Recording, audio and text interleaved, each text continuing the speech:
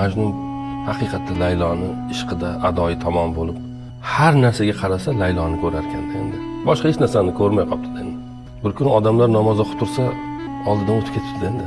Odamlar aytdi, bu qanaqa bu yigit tamom bo'ldi bu muhabbat buni abgor qildi, vayron qildi buni. Buni odamgarchilikdan ham chiqardi, buni iymondan ham chiqaraveradi bu ketishda, debdi.